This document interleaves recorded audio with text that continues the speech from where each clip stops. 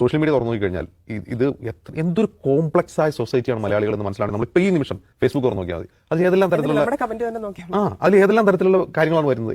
ഇപ്പം ഞാൻ ചോദിക്കട്ടെ, നിമിഷപ്രിയയെ മോചിപ്പിക്കാൻ എടുത്ത തീരുമാനം, അങ്ങനെ ഒരു ബുദ്ധി ഉദിക്കുകയും അങ്ങനെ ഒരു ഇനിഷ്യേറ്റീവ് എടുക്കുകയും ചെയ്തതാണോ മോശമായി പോയത്? അദ്ദേഹം ഒന്നും ചെയ്യേണ്ടിയിരുന്നില്ലേ?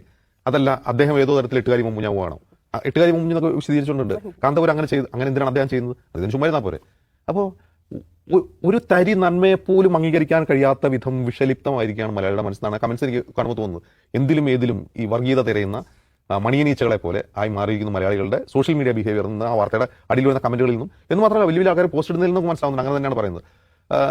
വളരെ മോശമായിട്ട് എന്താ പറയുക, ഒരു ധാർമ്മികമായി പാപ്പരത്തമുള്ള മോറലി ബാങ്ക്രപ്റ്റ് ആയിട്ടുള്ള ഒരു സൊസൈറ്റിയാണ് നമ്മൾ മാറിക്കൊണ്ടിരിക്കുകയാണ്.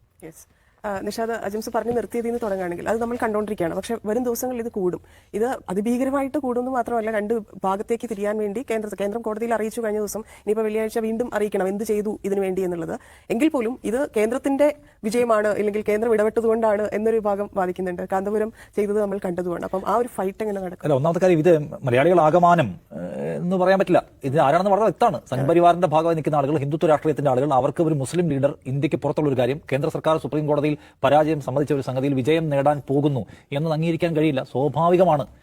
ഇതിനിടയിൽ വേറൊരു സവിശേഷ രോഗക്കാർ പ്രത്യക്ഷപ്പെട്ടിട്ടുണ്ട്. അത് വായന എന്ന് പറയുന്ന ഒരു പേജിലാണ്. അത് നമ്മുടെ പേജ് തന്നെയാണ്.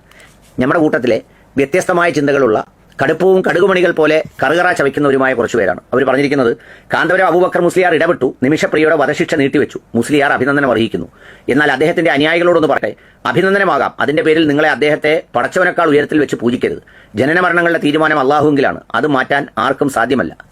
എന്റെ പ്രിയപ്പെട്ട വായനയുടെ ചൊറിച്ചിലുകാര്, അങ്ങനെ ആരും അള്ളാഹുവിനേക്കാൾ മേളിലാണ് കാന്തപുരം ഉസ്താദ് എന്ന് എങ്ങും കണ്ടതായി നമ്മൾ കണ്ടില്ല. ഇത്തരം കാര്യങ്ങളിൽ ഇടപെടുമ്പോൾ ആ മനുഷ്യനെ അഭിനന്ദിക്കുന്ന കണ്ടിട്ട് നിങ്ങൾക്ക് കടിക്കുന്നു അല്ലെങ്കിൽ ചൊറിയുന്നു എന്ന് വരുന്നത് വളരെ സന്തോഷമുണ്ടാക്കുന്ന കാര്യമാണ്. നിങ്ങളുടെ ഏഷ്യാനെറ്റിന് പിന്നാലെ അടുത്തയാൾ രംഗത്തിറങ്ങി. അത് സാക്ഷാൽ ജമാഅത്തെ ഇസ്ലാമിയുടെ മാധ്യമം പത്രമാണ്. പത്രത്തിന്റെ ഓൺലൈൻ സൈറ്റാണ്. AP ഉസ്താദ് രക്ഷകനാവുകയോ? അവരുടെ റിയാദിലെ വ്യവസായിയെ കണ്ടുപിടിച്ച് അവരൊരു ക്രെഡിറ്റ് അങ്ങ് ചാർത്തി കൊടുത്തു. കാന്തപുരം ഉസ്താദോ, അതെപ്പോ എന്ന് ചോദിച്ചുകൊണ്ട് മാധ്യമം പത്രത്തിന്റെ ഓൺലൈൻ എഡിഷനിൽ ഒരു വാർത്ത അങ്ങ് പ്രത്യക്ഷപ്പെട്ടു. നിമിഷപ്രിയ ഇടപെടൽ ഗുണം ചെയ്തതിന്റെ സന്തോഷത്തിൽ റിയാദിലെ പ്രവാസി വ്യവസായി സാജൻ ലത്തീഫിന്റെ ഇടപെടൽ സ്ഥിരീകരിച്ച് ചാണ്ടി ഉമ്മൻ.